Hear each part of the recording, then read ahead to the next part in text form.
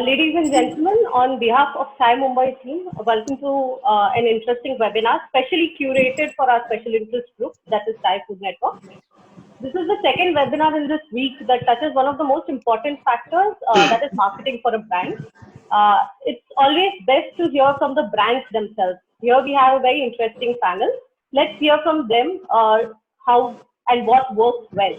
So would like to introduce you to Sanket. He is the founder of Urban Spice. He's an expert food runner who has worked from B2C and B2B events, has done more than 2,000 events across 14 cities in India.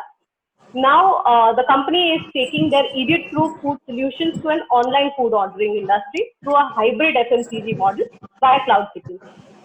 So, Sanket, I think there is an explanation required on this, which we will do probably later. Over to you, Sanket, to take this conversation. Thank you, Drupti. Hello, ladies and gentlemen. So like Trupti mentioned, we're going to speak about marketing strategies in the food business today.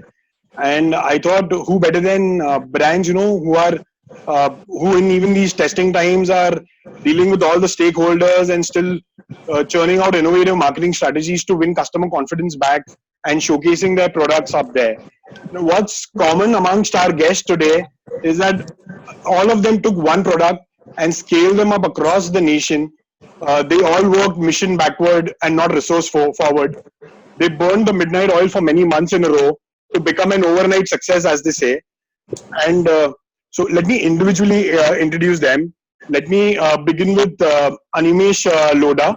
He's a CA turned restaurateur, a man with high IQ, EQ and SQ. In a space where Domino's is ruling the roster, he dared to sell veg pizzas with a twist, India ka apna pizza.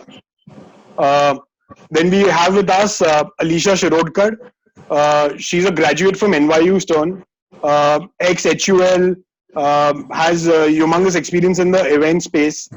Alisha decided to introduce a new product in itself in the QSR space back in 2015 in India. What's interesting is she and her co-founder, who also happens to be her husband, by the way, decided to start up right after their marriage and also skip their honeymoon to do so. In hindsight, seems to be a great decision. The kind of phenomenal growth they've seen from one kiosk to 250 plus stores across 2 countries now. To introduce my third guest, I'll introduce him with a quote that he uses. लोगों में दिल दो, technology में दिमाग दो और खाने में प्यार दो. He's a storyteller, a marketing communication expert, ex-Lowell Intes. Now he's spearheading the WOW journey as their chief branding officer. He lives practically out of a suitcase, and I'm fortunate to call him a friend of mine, Murli Krishnan. I will now jump to the Q&A with them. So, Alisha, I'll start with you. Kudos to you and Shrey. So most of us foodpreneurs, they choose the cliche safer SKUs to start a brand. You guys bought a product to India, launched a new product line in a way, and are completely owning it. Please tell us a little bit more about your journey. Thanks, Sanket. Firstly, thanks so much for having me and the Belgian Waffle Co. On this panel. It's a real pleasure to be here. So my husband Shrey Agarwal and I, like you said, started the Belgian Waffle Co. together in 2015. A little bit of background: Shrey was a mechanical engineer from Carnegie Mellon. He studied in the US and then went on to work at TCS. And I studied in New York. I studied business from NYU Stern, as you mentioned, and went on to work at Hindustan Unilever. So both of us not at all well versed with the food space at all. But we both kind of always had this entrepreneurial bug and used to constantly discuss business ideas. And the goal was eventually to start something together in whatever field. So I think, so back in 2015, Shrey was working in Manila and I was working in Dubai. And we were to fly back to Mumbai to get married in March of 2015. This is when Shrey kind of came back with this outlandish idea of waffles at the time. So he had closely been studying similar concepts in Southeast Asia and parts of Europe, and felt that this would really have great potential in the Indian market. So we kind of studied the market a bit. We, tried to understand whether there was a gap, which we did find a sort of lacuna in the eggless, fresh, quality baked space in the QSR market. So we said, let's go ahead and try this.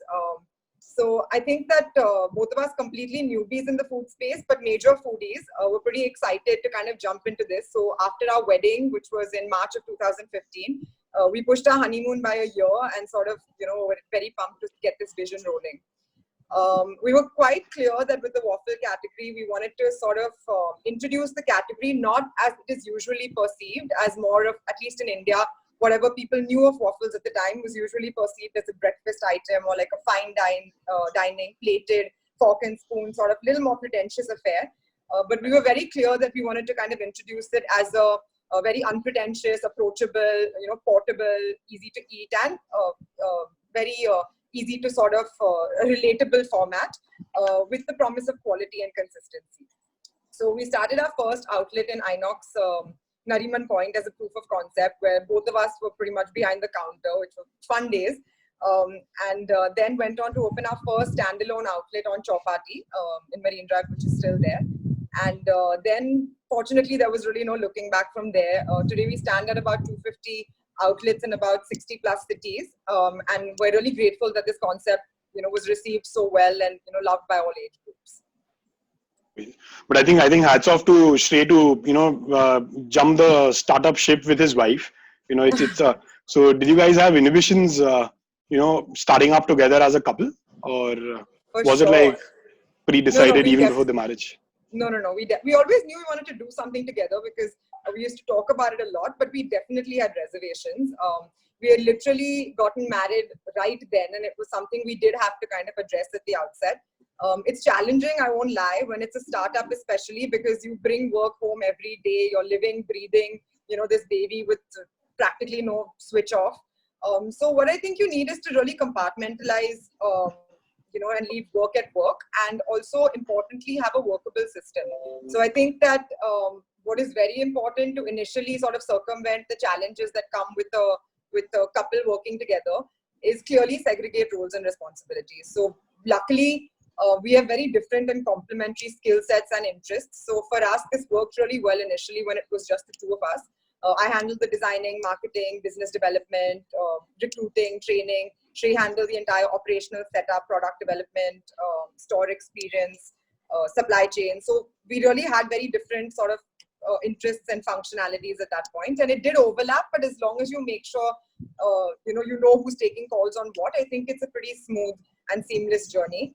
And I mean, once you get into the groove and work out a system, it can be very rewarding to sort of embark on a journey with your significant other and then see that vision come to fruition. So if you can work out a system, it's great. That's amazing. Yeah. So, Murli, I wanted to ask you this. So, how did you decide to, take that flight back to Kolkata, leaving your cushy job and joining a startup? I mean, it's not a startup anymore, but joining a startup back then. I got an ultimate. So the funda was since 2017.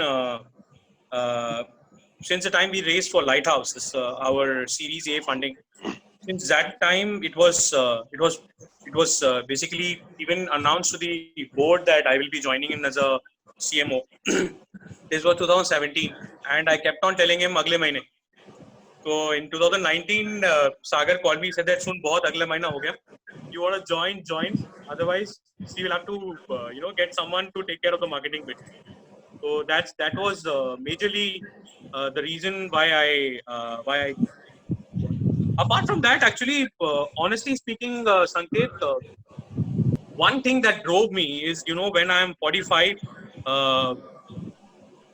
basically the idea was very simple, Sanket. I realized that, at our hearts, a marketer's heart is always, he's a hustler.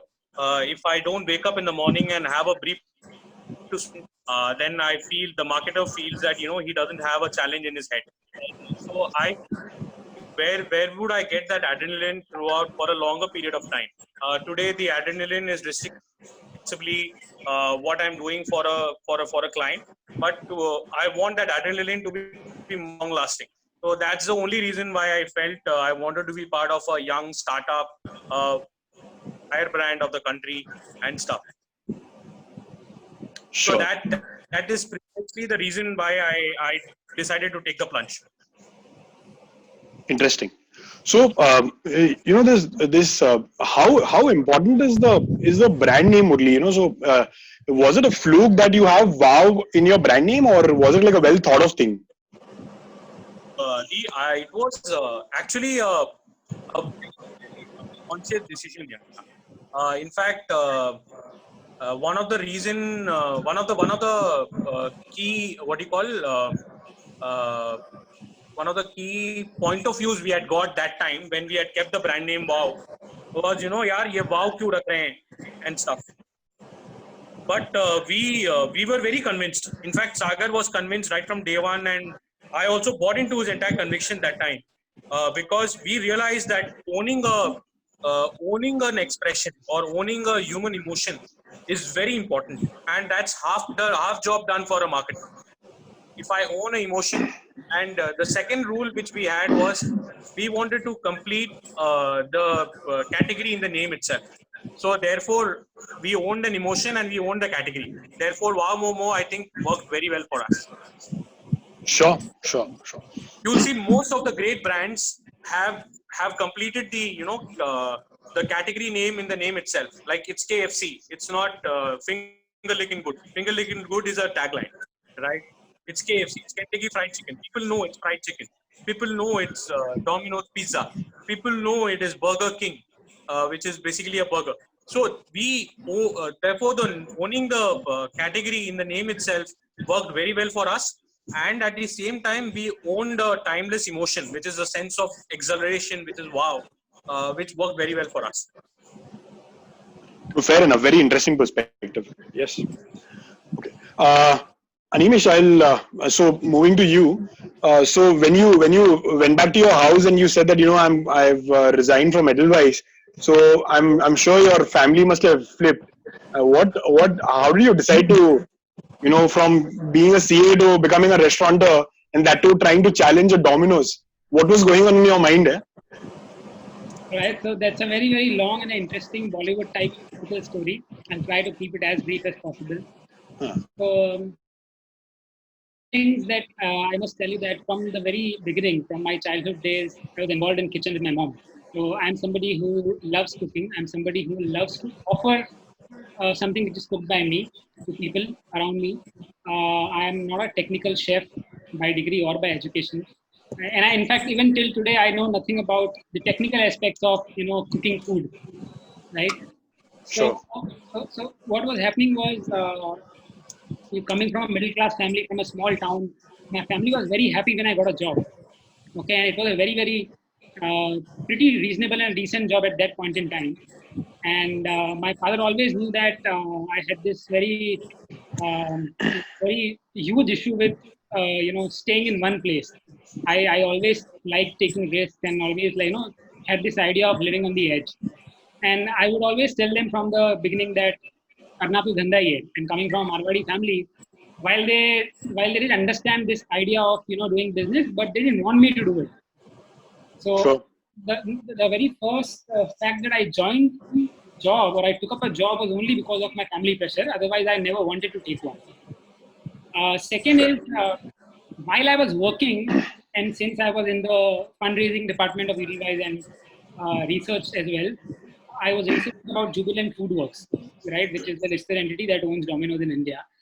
And then gradually, I knew one day that I had to quit someday, but I had to have an entire plan to tell my parents that I have this plan, I will do this, I will do that.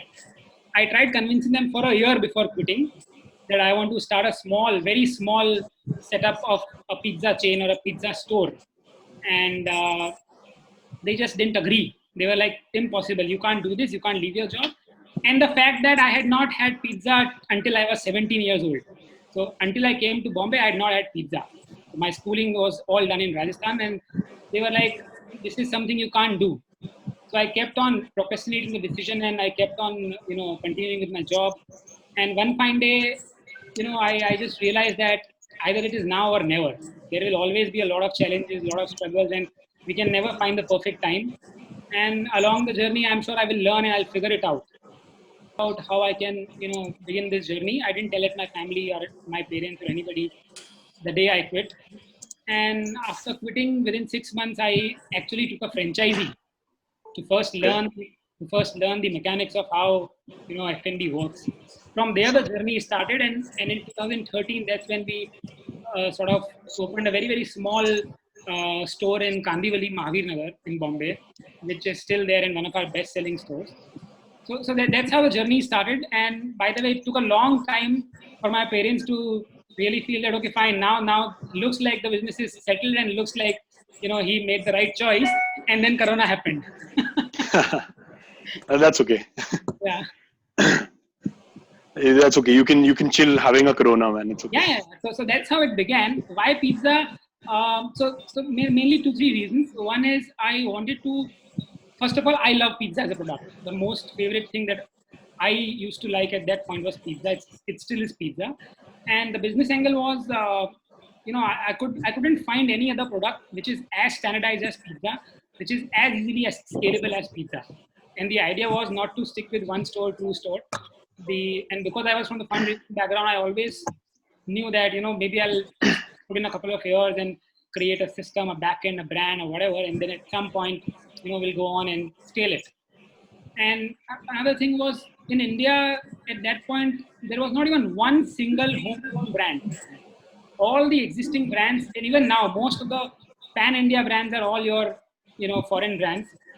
Like Wow Momo has come in now, or Belgian Waffle has come in now in the last 3 years. Yeah, that's what I was just going to say, that, all three of you are like homegrown brands. That's amazing. Yeah. And, so now what's going to be interesting is that, someone working in Edelweiss right now is going to be handling the bookkeeping of a Belgian Waffle or a Wow Momos, and is going to get inspired to open a waffle company or a Momo company or a pizza company. So by the way, I know 2 people from my network who quit after I quit, within 2 to 3 years. Oh, amazing! That's it's good. It's always good to inspire, man. Yeah. Right. So keeping in flow with the topic of the day, what I will do is I'll throw questions to I'll throw the question open to the panel, which is 3 of you, and if you all can give your thoughts on that. So so to begin with, so keeping in mind that most of our fellow food entrepreneurs are going to be tight on budgets these days, keeping in mind the sales because of the pandemic. Can you all tell me about some guerrilla marketing tactics that you all use? Like one of your cheapest marketing ideas that gave you all the best ROI. Something which even outbeat even your expectations. So if all of you all would want to quickly take me through it one by one. Maybe. Yeah. Go ahead, Alicia. Okay, so I think we don't really operate on, even though we've been in the market for 5+ years, we don't really operate with the budgets of massive international QSRs. We're still a local bootstrap brand that spends very cautiously and wisely on a month-to-month basis, and is quite discerning about our marketing spends. I would say that like the cheapest and what's worked best for us, predictably maybe, but undeniably has been social media, Instagram in particular.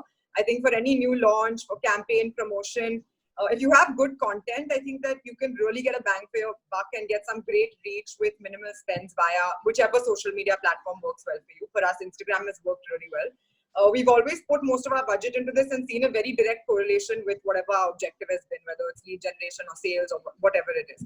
And I think via that route also, another budget-friendly sort of tool that has worked and can work for smaller new businesses is collaborations and cross-promotions. So when you tie up with the right brands, and that's the key, like actually looking for the right, whether they're small or big, with the right brands and identifying a like-to-like audience. We've done this with Amazon Prime's Comicstaan. We did it with OnePlus when they launched the OnePlus 6, which was huge buzz last year when they launched in India. So we synced one of our variant launches with that and rode on that momentum and gave them exposure in return. We've done it with smaller brands as well occasionally. And I think that really, and it could be the simplest constructs, could be contests or giveaway constructs or anything which is a buzzworthy sort of activity. And I think that is always pretty low cost. It can be a barter as well, and it really meets the set. For us, at least, it's really met the set objectives and really taken it to the next level, or taken that campaign to the next level, and given us an additional mileage. So I think those routes have, honestly, we've done all kinds of guerrilla marketing and things like that, but this is really what's worked for us in terms of a ROI perspective. Sure, Understood. Murli, your take? So Sanket, I have a slightly different take here. So I think we've obviously we've also been extremely frugal in terms of marketing. We've never, in fact, we've never crossed at least 2% of of the top line as my total marketing budget. Whereas there are brands which I know for sure, QSR brands which spend nearly 17% or 18% of the top line as a marketing budget. Globally standard would be 5 to 7%. So we would 2% is on a good month. Okay.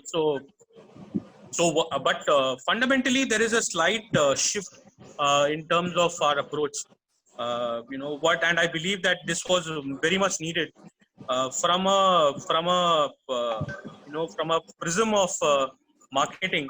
Instead of trying to find product first, we've kept relevance first as the entire point of view, or the litmus for our entire marketing campaign for the last 3 months or 4 months.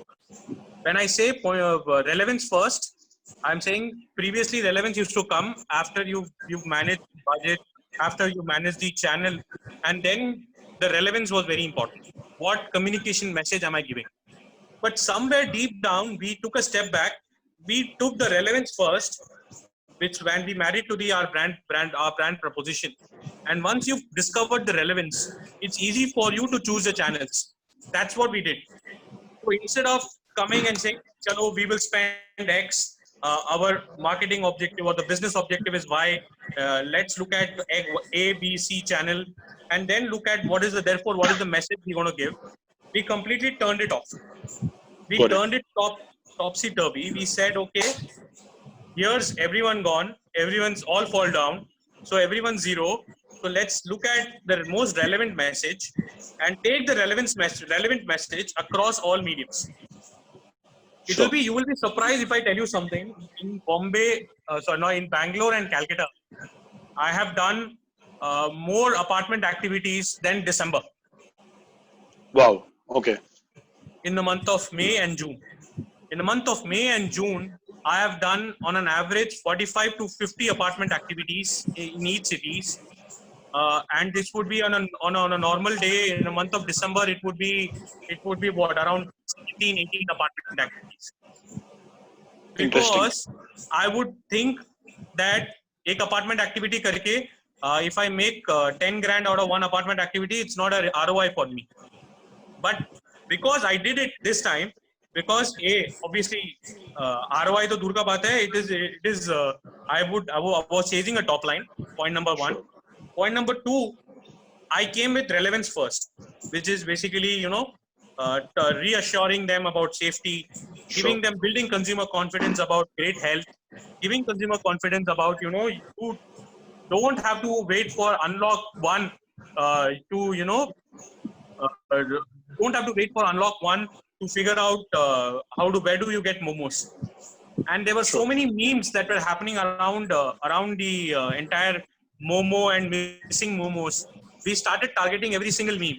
We started targeting every single consumer who was posting or being tagged or commenting on those memes, and we reached out to them and converted them with a deep link of Swiggy or Zomato, which would adjust around their closest vicinity. And that gave us huge conversion. So these are the two things we did, where ROI was definitely a very important part, but ROI was not the first, prism or the first litmus. Instead, the litmus was my relevance of the message or my relevance of the consumer. What is the consumer demanding today? And one of the biggest reason what consumer demands today, led us to launch the entire Momo Essentials, right? So we were thinking that how do I go to my consumer? What is the consumer facing? What is the problem the consumer is facing? Correct. If this is the problem consumer facing, we picked up the call. We told Swiggy that we are going to partner you with all 350 outlets. We opened all 300 outlets, not for trading, but only for essential delivery. Sure. Across the country. And that is what I believe was the biggest learning for me.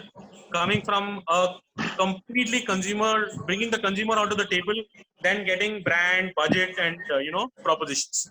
Yeah, that was very agile on your brand's part. Yeah, that was that was a very quick decision that you all took. It was 4 days. We called up one evening. It was a chat between me and Sagar, and we wanted bhujia for the evening snack.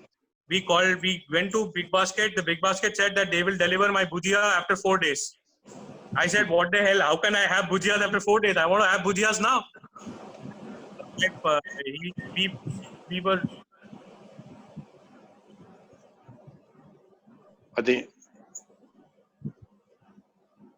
Yeah, Murli, are you there?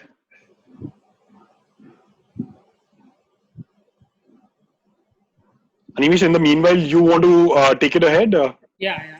So I think for us it's a little bit of both. Like how Alisha said, we are very highly active in terms of using social media, because and not even we don't even sponsor our ads. Like we don't even use sponsored ads. We only use highly organic, highly consumable content. We give a lot of focus, not just after Corona, but even pre-Corona. For us, generally, marketing is, we look at it from two angles. One is, where ROI is not important there, but when you want to either acquire a new customers or create a massive awareness about your brand. So that is one angle for us. And the second angle is, of course, retention, where you want the user to come back to you again. And if he or she is not coming, why is she not coming or he not coming? So pre-Corona, the best thing that we had done, which gave us a huge awareness, was for almost about a year, and this we did in 2014. We started in 2014. We used to sell a pizza at 29 rupees on 29th of every month. Now this is a very, very cliche, and a lot of brands have used it. But for us, it worked wonders. We did not pay anybody, didn't use any influencer, did nothing at all. Just put a standee outside the store, and it was a word of mouth spread. And it was a blast, because the first 1 or 2 months we only sold like 300, 400 pizzas a day on 29th. After 3-4 months, we were selling more than 2,000 pizzas from one single small store. So that worked really well for us in terms of creating awareness, and it didn't burn a hole in our pocket as well.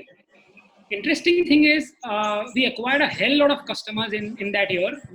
And the best part was more than 40-50% of those customers came back to us even when the offer was not there. So we are very strong with data analytics. We have a lot of database. We take all our user numbers except Swiggy. Swiggy does not provide mobile numbers, and we track them regularly, the entire consumer life cycle. We do not use any hardcore ATL activities. And even if we rarely do, we do it 100% barter. We do not pay anything in cash. We are a non-funded startup. Like she said, it's very difficult to have a huge budget for that. Post-Corona, like Murli was talking about, we did a couple of campaigns where the idea was to create this awareness about the fact that how food delivery is not the risk. The risk of exposing yourself with the virus is not caused by food delivery. So that was a huge issue. Like we were discussing how Zomato and all started contactless. Contactless is nothing but digital ordering. You are enabling the user to order digitally. There's nothing contactless in that. So that was the one thing that we did. We activated WhatsApp ordering. We activated our website. We sent out a small SMS to our entire database saying that, all this while for the last so many years, you have accumulated so many points, which earlier you were unable to redeem because you would generally order from Zomato or Swiggy. Order from our website and you can redeem all your points. And there was a huge influx of orders. In fact, for almost 3-4 days back to back, we had to stop taking orders because the stock wasn't much and we had not planned that itne orders aayenge. And that really played well for us. So it's a mix of both. The key element is using consumable content on Instagram. Keep experimenting. We run a lot of contests. Every month we run at least 1 or 2 contests on Instagram or Facebook. And, tag your friend, follow us. All simple stuff, nothing fancy, but it really works for us. Really works. And I've seen that you do pretty interesting things. I mean, your whoever's handling your thing is doing really a good job. Yeah. Okay, so Alicia, I want to ask you this. So when you you've literally changed the way waffles were eaten. I mean, from more a breakfast item, you've made it a meal for some, or even an on-the-go product. So what were your marketing strategies back in 2015? Is what I wanted to ask you. And do you guys also use micro? I mean, I'm also taking some questions from the audience on the go. So do you guys also use micro influencers for your social media handles? Yeah, so I'll just answer the second part first because that's Sure. a simpler, easier question Sure. to answer. We really try, and so we've also gone by the route where we've used like bigger influencers, and that I think from learning hasn't worked as well as actually going to like smaller experts in the field or smaller micro bloggers, and we've really done a trial and error process to identify which ones work for the brand and not. But we definitely employ that as part of our entire marketing mix when we do campaigns or new product launches. In terms of this, the strategy pre and post COVID. So I think that when we started out, our strategy was essentially to build awareness of the product and the brand, as well as sort of educate consumers on what a waffle was, because a lot of people couldn't even pronounce it back then. Most of the market didn't even have an idea of what a waffle looked like or entailed or tasted like. So for a long time, even then, we did nothing but social media. Our biggest marketing spend, so to speak, went towards prime locations with high visibility. So I think at that time, our biggest sort of marketing channel was actually getting the right locations that served as, the biggest like visibility and the biggest brand awareness sort of medium. So our first outlets were, Inox, Carter Road, Marine Drive, Chowpatty. Those were amongst our first locations. And Chowpatty was pretty much like having a massive billboard on a huge stretch in South Bombay that everyone sort of, drives through. So I think that really worked well to create the initial buzz, to drive trials, to create the brand awareness for the category and the product at least. And this was in conjunction with very low budget sort of mediums like our social media, point of sale content. We used whether we did newspaper inserts or very small thing, employed bloggers. We always employed like food bloggers and sort of micro influencers. And later, as we grew, this strategy started becoming a little more omni-channel as our presence grew, but still not very high budget. No huge ATL or anything. Post-COVID, I think social media, we've definitely cut back on spends. We've kept all of our innovation funnel sort of campaigns and launches and all on hold.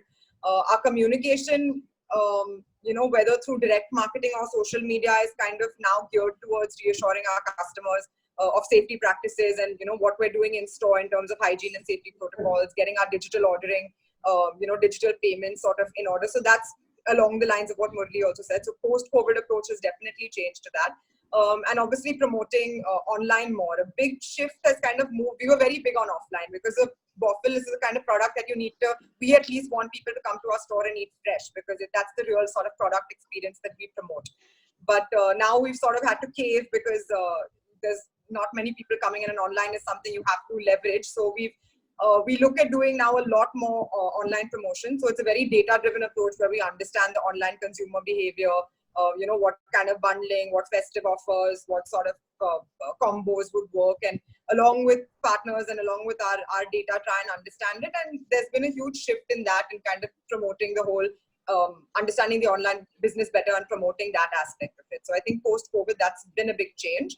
Other than that, we've also looked at, new products. We're working on a few things in the FMCG line. We've launched a premix for pancakes and waffles that our customers can sort of enjoy from the comfort of their homes. We've got a DIY section on the online platforms, which essentially has like the different mixes and the batter which you can put together if people are so inclined. So there's been those sort of things that we're doing, and there's more of that in the pipeline.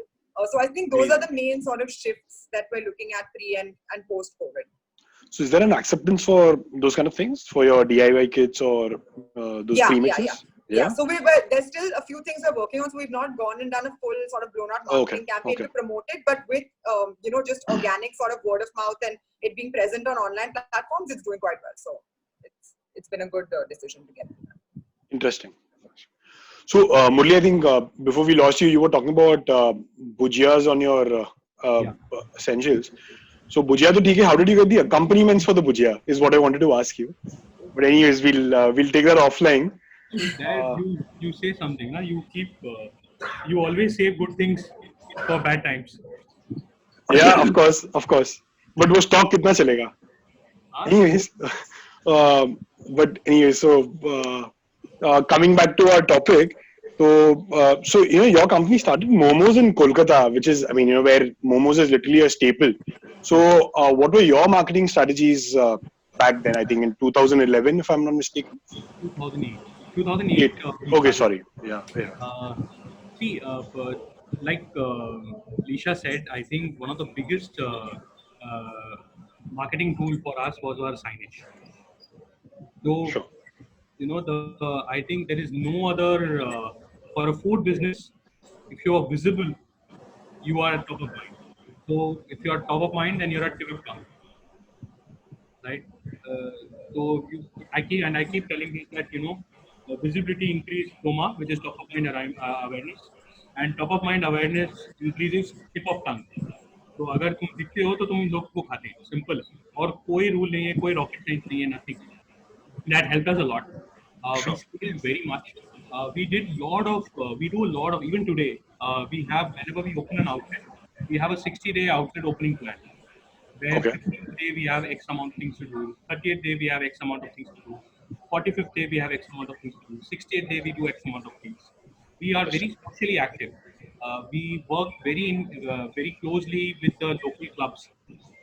Actually, whenever we open an outlet, we ensure that we are only giving jobs to the localites because Okay. that automatically increases people's point of view perception about you, saying that यार ये हमारे locality के बंदों के लिए कर रहे हैं, Hmm. right? Or working with local PADA in Calcutta we call it PADA. The local clubs, the local Okay. authorities is far higher. Like we are part of the blood camps, we are part of blood donation camps, we are part of the health checkup camps, we are part of cleanliness drive. In Bombay, we were people people loved us because we were the only brand uh, without being wanting to promote ourselves. We went to year on year we do beach cleaning activity, and this is Oh, much before when that gentleman actually took it upon himself to clean the Warsaw beach. yeah. Okay. Even Okay. Interesting. when beach cleaning was not a fad, Sure. right? Very interesting. So we did that in Delhi. We work very closely with AIMS and Fortis. Uh, Okay. because we have a workforce. Our workforce is huge, Hmm. right? So blood at any time, any point in time is in plentiful for us.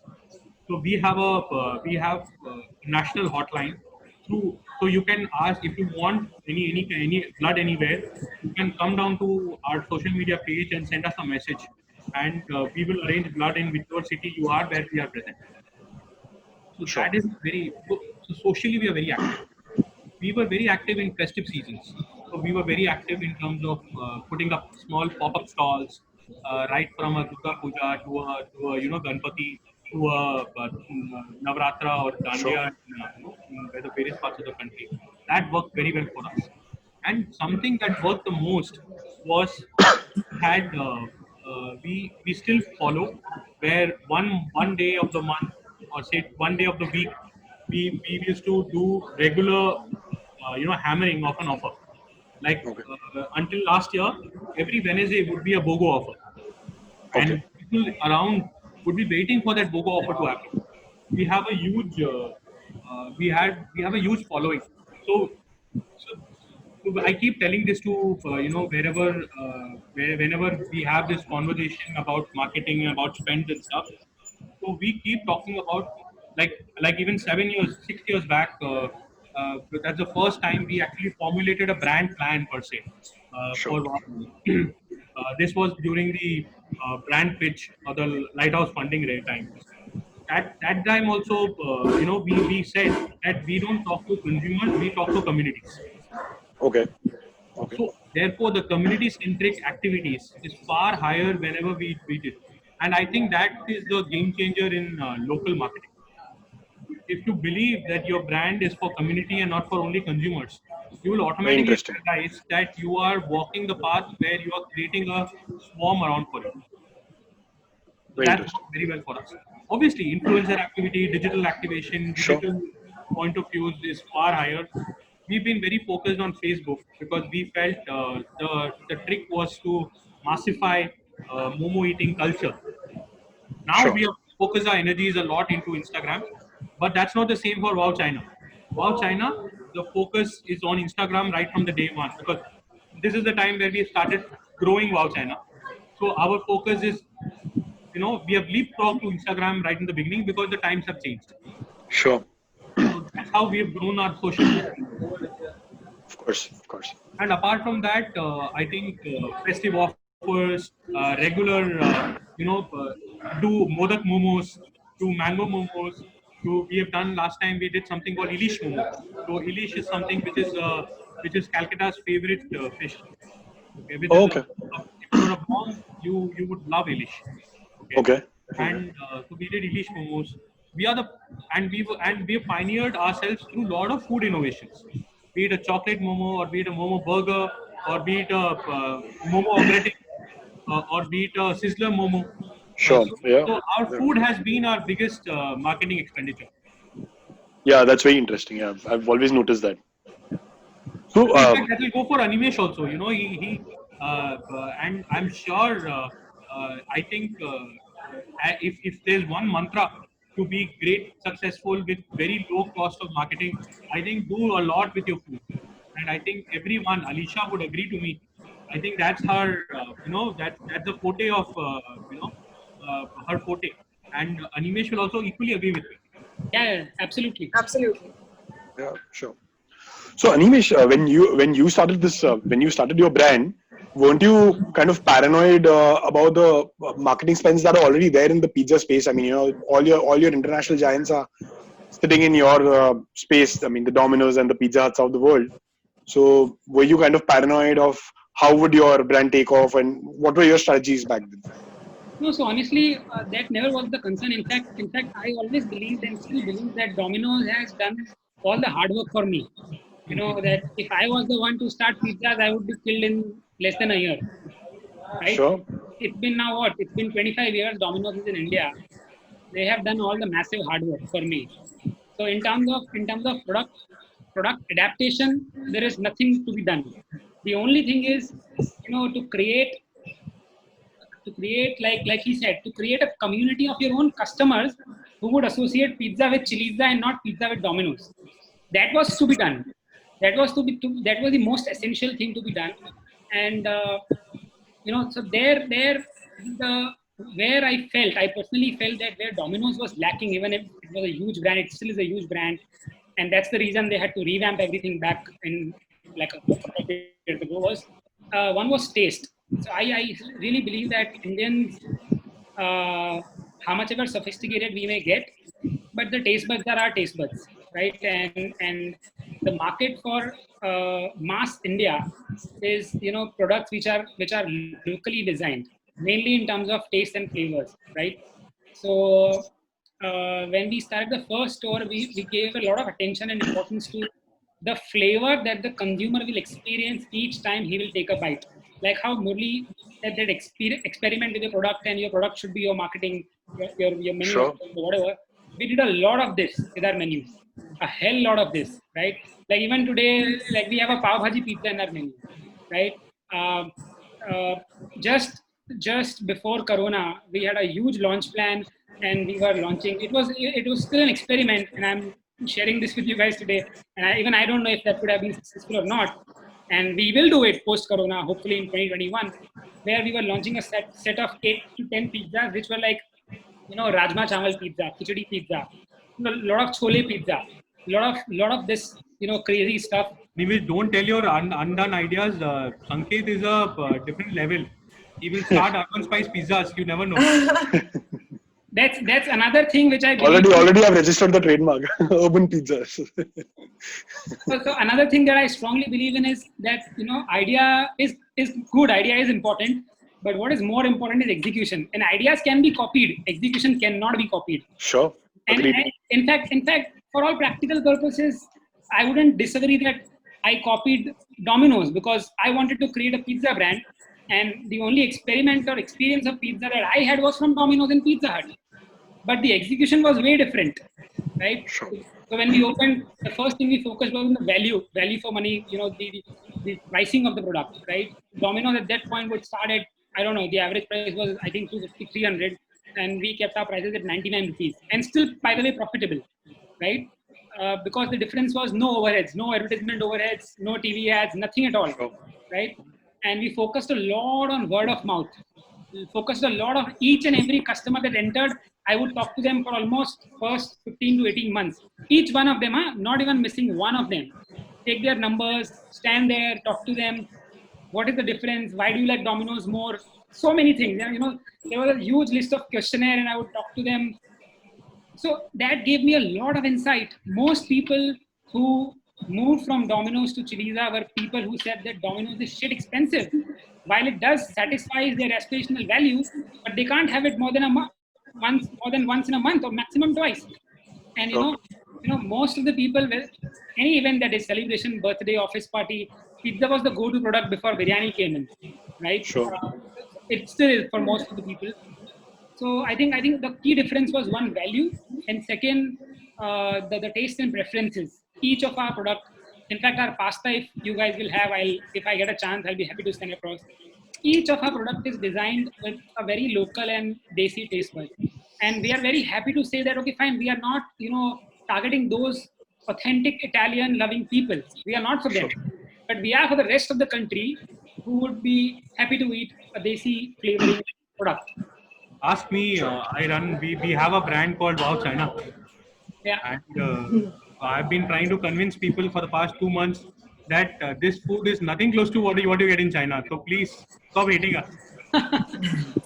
But I think the Chinese that we get in India is actually an Indian product. It's desi Chinese. So that's what now we call it the Chindian or the whatever. And there's nothing wrong in that, because we love the taste. We love it. Exactly. And I swear, and I want Chinese people to come to India and see what we do to gobi Manchurian. Exactly. I mean, chicken lollipop is something, is like, I mean, that's the only thing that, there's no raw material coming from China. It's actually an Indian product. Probably from Ludhiana or somewhere, man. Yeah. And I think, the best part, so again, Sanket, the best part is there are foreign palate and there's a familiar palate. Yeah. The two kinds of palate which you work around.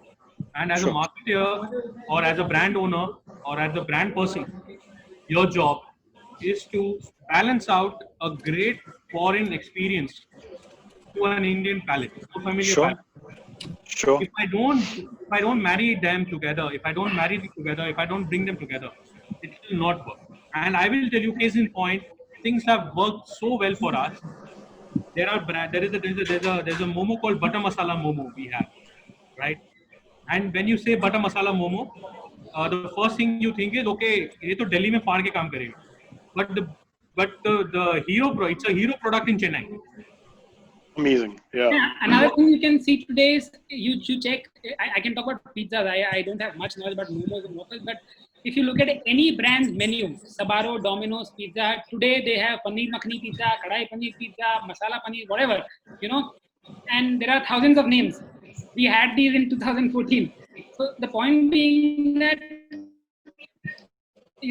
this differentiation is really important, and for any brand owner, it is also important that what is the target audience for that brand? What is the owner trying to do with the brand? If you can't be at all the places doing all the things, I feel that may not work well. But of course, I mean, and in fact, what you guys are saying was even validated by Jaspal when he'd come here. So he said that when they got Burger King to India, the only thing they could get was the machinery and the systems and the processes. They had to completely Indianize the menu to suit the Indian palate. So yeah, I mean, of course, I mean, I think the whole mantra is think global and act local, right? Especially act local, in India, yeah. which is such a versatile palette and such a individualistic palette. You cannot not localize in a market. Even cities require localization. Exactly. Of a brand product, so. Sure. And Sanket, another thing is, this is very interesting that, sometimes, people say that this is a very competitive space. It will be a bloodbath. When I meet investor like, Animesh, तेरे को और कुछ नहीं मिला? मतलब pizza, मतलब और इतने सारे products हैं. Like, you opted for a pizza. Well, the fact that these global giants are fighting in this space is because this is the most consumed space. Is because the market size of this space is big. And for a small brand or for somebody who's starting with one store, what is there to lose? Sure. Right? Yes, at some point, if I become a 500,000 store brand, I'm sure I'll have to change my thinking. But for the beginner, there's nothing to lose. No, I completely agree that Indians consume 300 crore meals a day. India में कोई भूखा नहीं मरता है. Indians कभी भूखा नहीं मर सकते हैं. So yeah, I mean, there's a lot for all of us to sell. Yeah. Okay, so my next question to all of you is that so I think all of you guys have raving fans. I mean, in fact, I'm personally a raving fan of. I have a lot of waffles. I mean, my wife and I have a lot of Belgian waffles, and I mean, Murli doesn't send too many momos to me. I mean, it's not available in Thane right now, but of course, I mean, otherwise, yeah, we love the momos too. So how Opened can one you? outlet for you. Just Yeah, for but you. And apparently, my Quorum Mall was open. I was open for 2 days, and both the days, the only person who had momos was Sanket from there. I actually convinced him to open like a makeshift shop in Thane. He to convinced me eat to momos. open one outlet in Thane during COVID, and I'm calling my folks saying that no, I want this outlet to be opened. I don't know. We will do great delivery numbers. What a testament and compliment that is. Yeah. So, I mean, your tips for fellow food entrepreneurs to, kind of, how do you retain these raving customers? How do you own them? How do you do this? Again, like we can start with Alicia.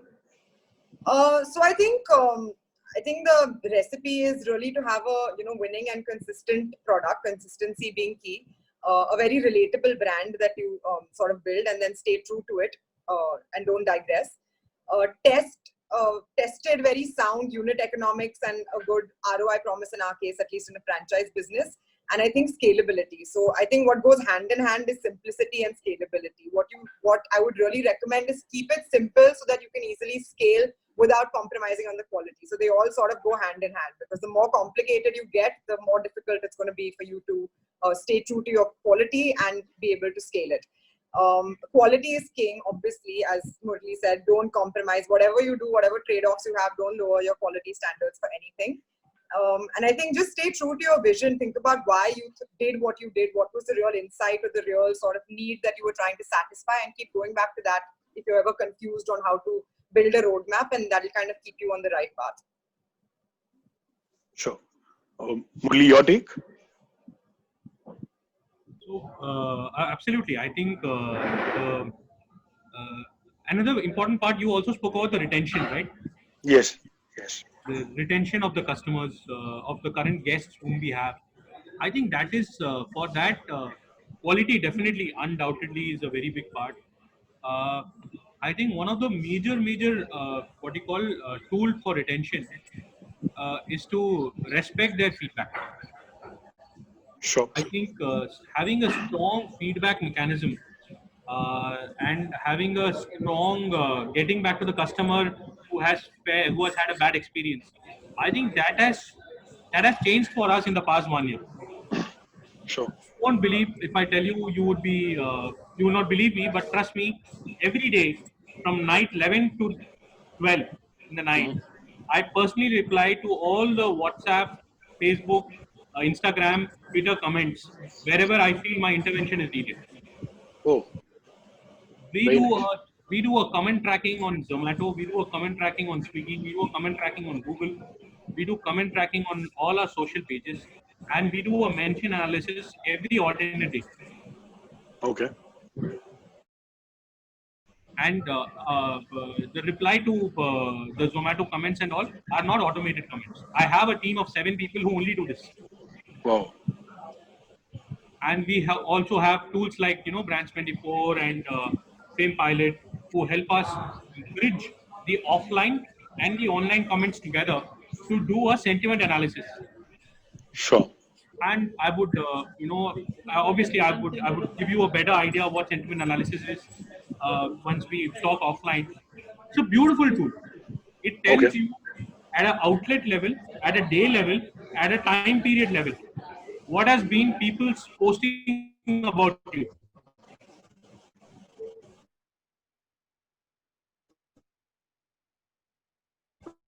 Fear.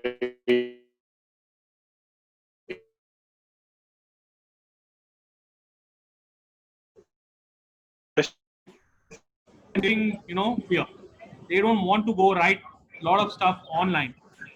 But physical feedback form में जो reality आएगी, it's nothing nothing that can beat that. So we are in talks with a lot of brands, like I mentioned about Film Pilot, I mentioned about Brands 24, where we are trying to create a tool where we are bridging the physical feedback form problems with online mentions. Interesting. Very interesting. And it's worked very well for us. And trust me, it's all about the intent. So if your intent is to solve the problem, or your intent is to report the problem, Got it. I think me and my team, the listening team, or the reply team, or the ORM team, we try to solve the problem. So we have a problem tracker. That tracker goes into a tool which we have, in-house tool which we have, that raises tickets for concerns. So online complaints also, the tickets are raised, not only for offline concerns. Sure. I think feedback and addressing the feedback is a great retention tool. It makes sense. Yeah? Makes a lot of sense. Yeah. So, Animesh, what's your take on this? I mean, so from whatever I've heard of whatever you were saying, does it help by adding products every month, or some new kind of offers or combos to retain customers? Is that your mantra? No.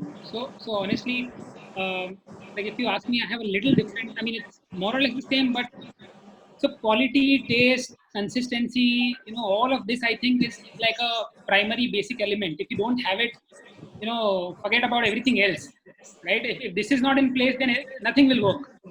So right, but there's an entire ecosystem of things that needs to be done. You can't just give a good quality product. That's not enough in today's time. In today's day and time, when the competition is so high, when your content on the digital platforms is changing every day, something new is going viral every day. Consumers are relating to something new every day.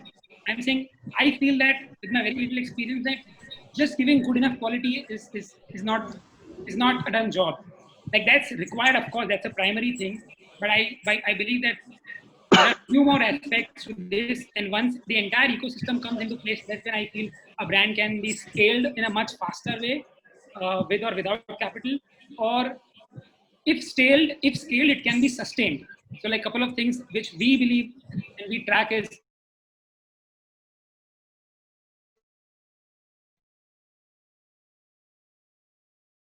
first order till the time the customer ordered the last time. Everything is analyzed. What product did he order? What was his AOV?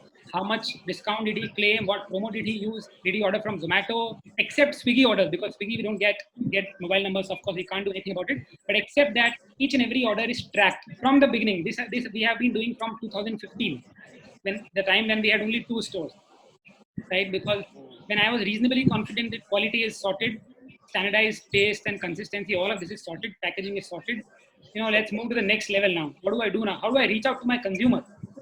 We talked about retention. Retention is only possible if you can reach out to your consumer. If you are unable to reach out to your consumer, how will you retain them? Right?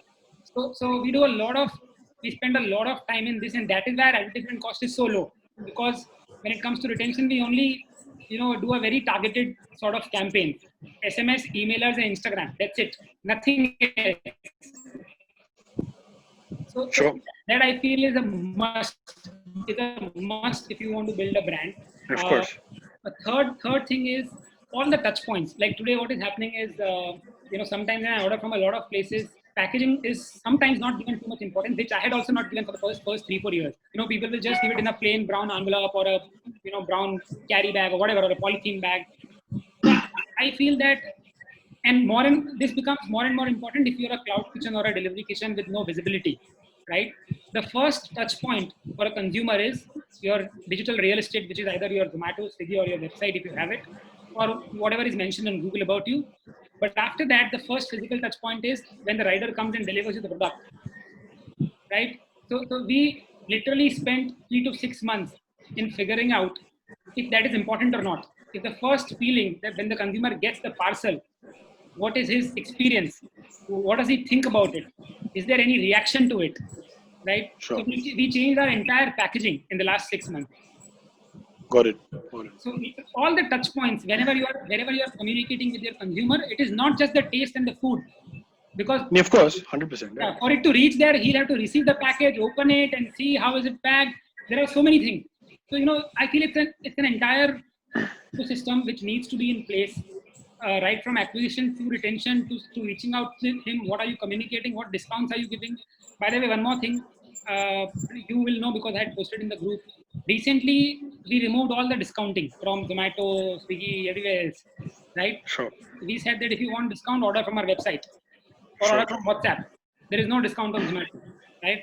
Our AOE spiked by 15-20%, and the volume didn't drop much. It did drop, but insignificant drop, right? So I'm saying there are a lot of experiments that you need to keep doing, whether it is with social media content in terms of posting anything on Instagram, whether it is if you use SMS campaigns or emailers, whether they are responding to it or not, how many days do they come, if at all, do they come after you have sent the SMS. There is so much to be done. Then like he said, feedback. We give tremendous importance to feedback. Every time a user gives us a feedback, we give him 50 rupees in his account. Okay. And this has increased the way feedback is given to us. And sometimes we also, tend to think that if we are giving $50, people will give good feedback only. Aisa nahi hota hai.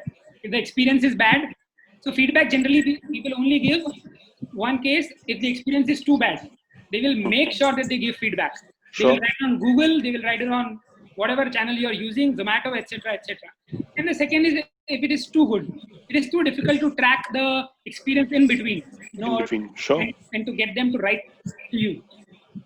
So when we started this, giving them $50 for each review whenever they review us on our website or on our SMS platform, that really worked for us. We got to know a lot of things. For example, a lot of people said that आपके pizza में topping कम है, Domino's ज़्यादा topping डालता है, right? So we changed it. We increased it. And Sure. in the last 2019, we have not received any such feedback. Amazing. Right? So that's it. I feel it's a lot of things that needs to be done to put the entire brand together. Just to add on. Okay, sorry. Yeah, go ahead. Just to add on, so even just tagging on to the entire feedback and listening to consumers reactively, which we all food brands need to do, and we obviously do as well.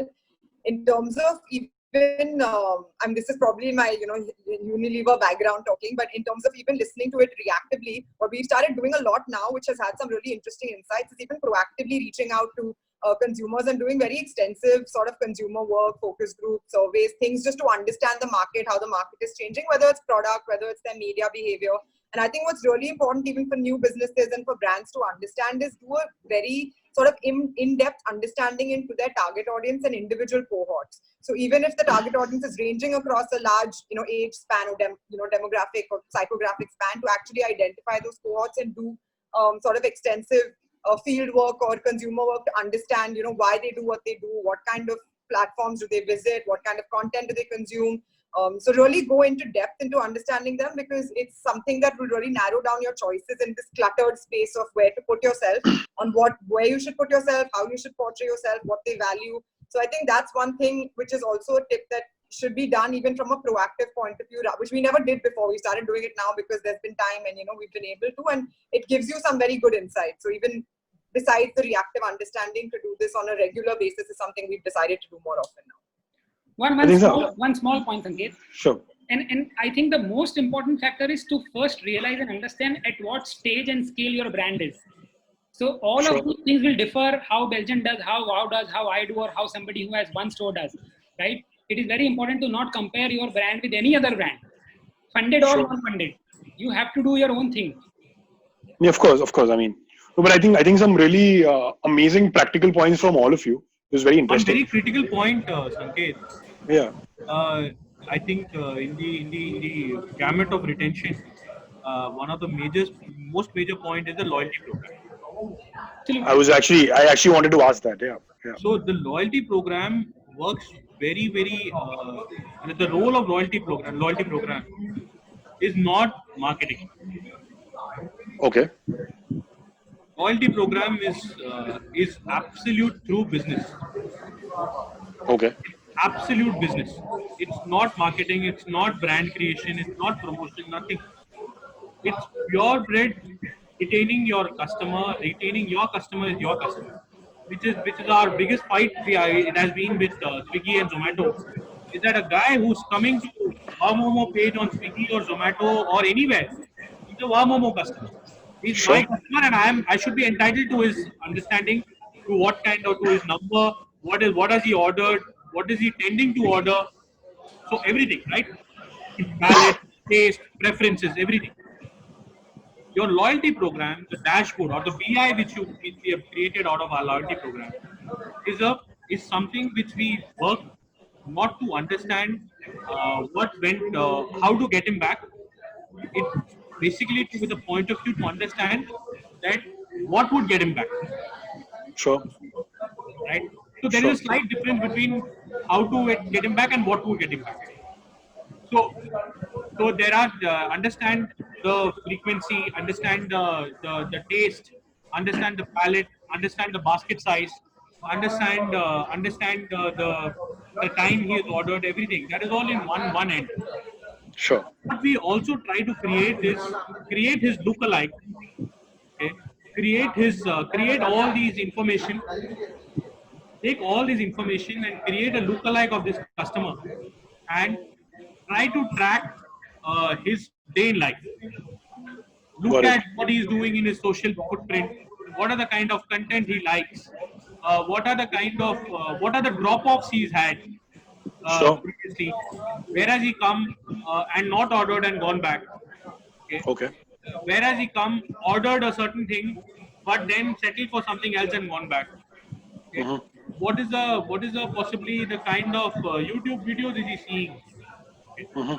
This is what a brand needs to create. Today we have an ecosystem, we have created it, and it's all digital, right? So accessing, when you are entering my outlet, if you are using my Wi-Fi and you've ordered for some food, so along with your food bill, I will also know what are the kind of sites you've gone, what are the kind of cookies I have created, and with these cookies, how can I take him and create a lookalike of him in my marketing tool. Got it. No, some really interesting points. I think some of the points were very common amongst all of you, and some very unique points given by And each of you. Sanket, before we get questions on this is privacy violation, this is not right, this is not these are all permission marketing. So I think privacy was gone out of the window after all of us have, if we are on Facebook, we don't care about privacy actually. I mean, it's just And if you are an Android, I don't think you should talk about privacy. exactly. And second of all, from a brand point of view, we do this mostly from as a permission marketing. So the moment you enter my outlet and if you're giving me your number, you can choose not to get any, make your number a DND number, choose not to be followed, choose not to be, choose not to have any kind of promotions, everything. So we take permission from that customer.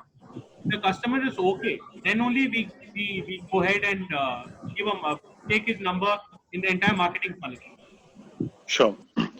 Let me also address the ugly frog in the room. So I think these days discounting has become the new normal in our industry. So Animesh is already smiling wide. So what is your take on this, guys? I mean, is that like the only one of the major marketing tools left, or I think, I mean, are we all slowly trying to get away with the discounting phenomena, which was created over the last 2-3 years? Again, I think we can start with Alicia again. I think the whole discounting phenomena, the way it was 2 years ago, has definitely seen like a massive change or a shift. There's definitely been a reduction in the entire discounting culture with online platforms, at least when 2020 started, I guess.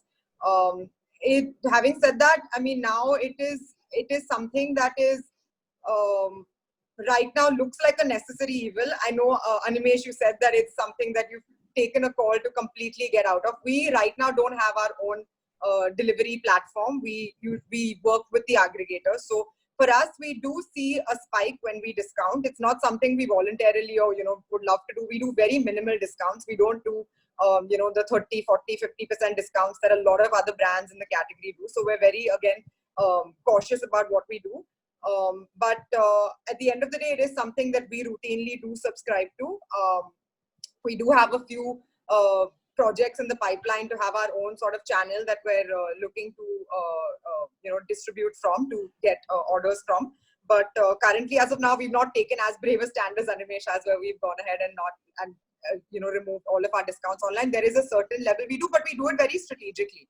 We're not always on discount. We do it for festive occasions. We create products and bundles after studying, the kind of AOV and purchase behavior. So there's always a little bit of a strategic conversation on how we do the discounting. It's not like a blanket, Swiggy or a Zomato construct where we have a blanket percentage off. So that has worked for us. I'm not saying that I'm very for the discounting culture. I would love it if, I think it stifles sort of innovation and stifles quality, because brands that are actually great value for quality are forced to subscribe to this, even the smaller brands, because there are others who are not as good, who are on a 50% discount, who are seeing a bigger share. So I think it really does stifle quality. It's something that should not be practiced to the level that it is with the aggregators. But we do a little bit of a hybrid model with it and see how we can actually. Sure. Murli, you want to add? Well, I'll talk after Animesh as well. Okay, Ani, go ahead. I think I'll keep it very short. So for me, it's very simple. As long as you are trying to do anything that is sustainable, that is something that you can do for weeks, months, and years. That is something that does not impact your unit economics model, which I feel is too corrupted these days. And most of us, I'll talk about myself. I myself took close to 2 years to understand how the hell do I get this economics in place? How the hell do I get my store profitable? So I feel anything that you can't do sustainably should not be done. That is one. Second, if you are launching a new store and you want to do a BOGO or a 1 week discount or a 30-day discount, fair enough, right? But anything that I feel now these days, like she said, 30, 40, 50, and from August 3, by the way, Swiggy's birthday month has come. So from August 3rd to the entire end, 31st August, there is huge 30, 40, 50 again. 60% also is there, the construct. Yeah. That is something we've never subscribed to. Right? Yeah. So that I feel is not doing good to anybody, including the aggregators, right? Including the aggregators. But let's keep them outside of this equation. But as a brand, I feel you dilute your product, your brand value by discounting beyond a point. Now, what is that point for each one of you? I think we have to decide for ourselves. If my pizza cost is say $100 and if I'm selling it for $1,000, I may do a 50% off. So you decide how do you want to, the value for money proposition, how do you want to create it? Is it by giving a huge discount round the year or for almost the entire part of year?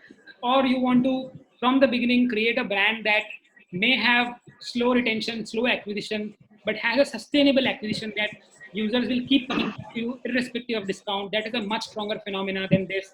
Few examples, few case studies that we can look at is there are so many brands out there which they don't give discounts at all. And there are, by the way, there are some tiny, small 1, 2 set of standalone restaurants also. They don't give any discounts, right? So their volumes might be a little lower than us, but their profitability, I feel, is better than us. And when you run a multi-store chain, you have all the more overheads actually, right? Compared to a 1 or 2 or a standalone brand. It becomes all the more important to not, get used to this phenomenon, which happened accidentally, I would say, ever since No Cooking December or No Cooking October or whatever started. Before that, it wasn't there. Growth was still there. People would still eat. Take an example of an IPL. Now we know that the IPL is happening. It's a huge event. People will want to order anyway. So it's something that you have to decide. Instead of doing 100 transactions at an AOV of 500, do you want to do that, or maybe you want to move to a 200 transactions at a 250? Right? If you just look at number of orders, then I feel it's a lost game. So that's my opinion on it. I'm like, after doing a lot of number crunching for 3 years, I've come to realize that deep discounting to a great extent for a longer run does not help. Sure. Absolutely agree. Agreed. Yeah. See, he's Animesh Lodha. He's from Jaipur. He's a CA. So you have to listen to it. Yeah. And Yes. you've heard a true-bred HUL person has spoken about. So I don't think I have much to say here. But one thing I realize in marketing, no, people who have spent a lot of time in marketing, there is a saying which says that riding on discounts is like riding on the tiger or on a tiger. The moment you get out of the tiger eats you up. Sure. That's what is happening. Well said.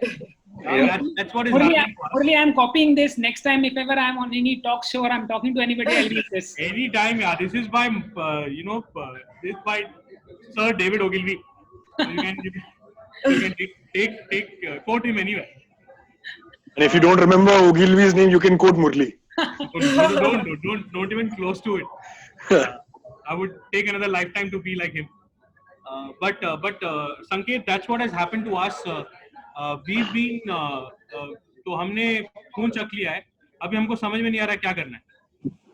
So Got it. I think beautifully put by Animesh that discounting that safeguards your sustainability is what we are also trying to do. And Sure. I think, as a platform, we are not succumbing to the arm twisting of these delivery, of these delivery aggregators. They are practically bullying us to give discounts and crush our bottom lines.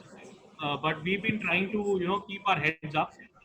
Of course, there are times where we do deep discounting, but those are on special occasions, and those are on, say, possibly if I want to.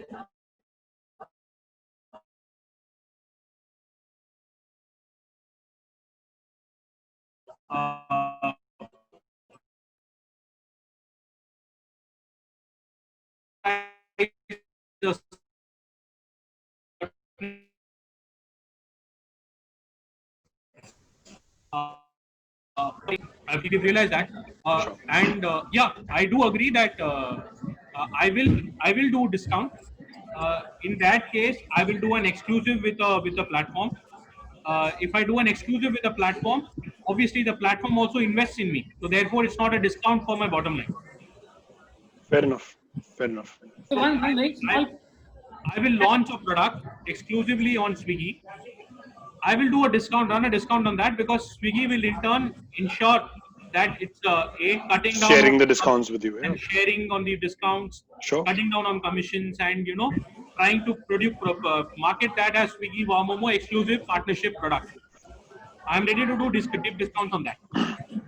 Makes sense. One small point is, like he said, if anybody, any brand, small or big, is giving discounts, my only, although I'm in no place to suggest anything to anybody, but my only thing is, do you guys have an objective in your head that if you are doing XYZ activity, this campaign, launching this product, whenever any brand owner does anything, he has a certain set of, okay, for lack of words, if I can use expectations in his mind that, okay, I want this to work like this. This is what I'm planning to do. Let's see what happens.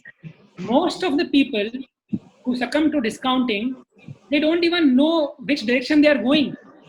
They don't even know what is it that they are trying to achieve. At what number they would reach a point and they would believe that, okay, fine, now maybe I can stop discounting.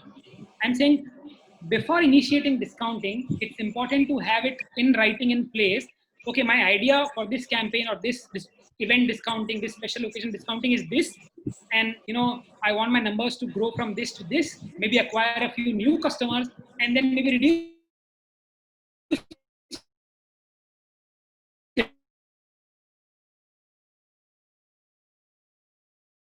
Zomato is coming, Swiggy is coming. People just end up doing it. Yeah, you said it right. I mean, I think they've used our that peer-to-peer competition and that herd mentality, where all of us have succumbed to it, and all of us are giving the discounts. Anyways, yeah, guys. So I think we've already overshot by 25 minutes, and I think it's been an amazing session. That's the reason why everybody's stuck to it, and I would love to continue it, but I think these Thai guys are messaging me to now cut it short because they need to have another webinar post ours. So I think can we end the session by with the closing remarks from all three of you? So if we can have a closing remark from all of you, each of you. Again, I think starting with Alisha. I thank you for having me. I think that I've given whatever words of wisdom I have. There's nothing much left, I think, that I would like to say. But I've had a great session. It's always great interacting. Animesh, great meeting you and interacting. We haven't met before. Murli, we've met. Murli always has these one-liner gems and always has great things to say and lots of inspiration. So thanks so much for having me. I've had a really, really enjoyable time. Thanks. Thanks for everyone who's listening. Murli? So thanks a lot, Sanket. Like Ishwar said that the very few people whom you call the second time, and it's lovely to come to Thai platform, speak heart out, and I love the spread. The best part is right from Alisha to Animesh to Wow Momo. I think the best part is we've all tried to familiarize foreign food. Which is make foreign food part and parcel of Indian snacking culture. So that's something which is common in all three of us. All three of us are very frugal and very ROI centric in terms of our expenditures. So therefore, when you call it innovative marketing strategies, I think it's very important to all three of us to feature because we are not spray and pray, right?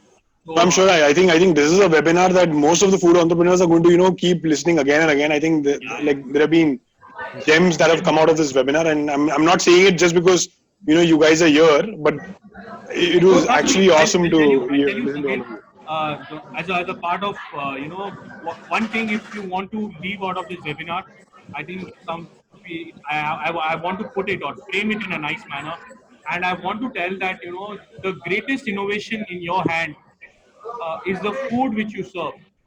Try to do maximum with it. Sure. Brilliant. 100%. If you do maximum with your food, you don't need any other strategy. Sure. Right? And second most important part I've realized in the past 2 months, and we have buckled up. I think we were delayed in doing that.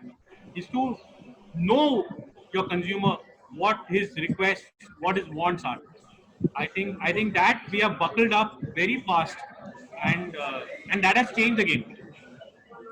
So these are the two major things for innovative marketing strategy. Sure. Interesting, yeah. Animesh? Yeah, so of course, thank you so much. This was my first Thai session. I hope my experience will be useful for the listeners. And if most of these guys are entrepreneurs or people who have already started or are planning to start, I think a couple of things that I could tell to them is one is be ready to fail. Don't be afraid of failing. I have failed a couple of times in the past 7 years, like more than 10, 20 times at least. And this is a highly, highly competitive market. But there is still a lot of potential. There is still a lot of scope. And if anybody is entering into it, one thing is this, that be ready to fail. Second is don't try to copy anybody's idea because you will fail at executing it. So, focus on your execution. Third is do not try to create your brand by, like I said, I'm too much against discounting, but by diluting your brand value and your product. It is completely all right to grow slow. Not every brand is meant for an investment raise. And if at all you want to raise money, then be a good storyteller. I think I suck at it. If you're a good storyteller, it becomes a little easier. And last but not the least, you should take offline tuitions from Murli for that. He's an amazing storyteller. Do not for once take your product and your customer for granted. Not even one of them. At whatever level you grow, whatever your scale is, like by the way, like how Murli said, I'm very active on calling my random customers. Okay, my call center guys will just randomly WhatsApp me 5 numbers or 6 numbers every day, and I check all the comments on Instagram. I reply, I call them. I'm saying, I feel that, and I hope that if I grow bigger and I become a pan-India brand, this is one thing that I don't want to stop doing, because from 1 store to 8 stores, this has helped me a lot. That takes you back to the basics, Animesh, and that's what it is. Life is a cocoa, and you keep touching the pole. Yeah. I I think it was amazing. Yeah. So I think all of you guys have been a revelation. I mean, you know, all of you run amazing brands. All of you serve very tasty food, and I think your 2 bits, if I would say it in the cliche form, it was amazing. I would with this hand it over to Trupti to end the session.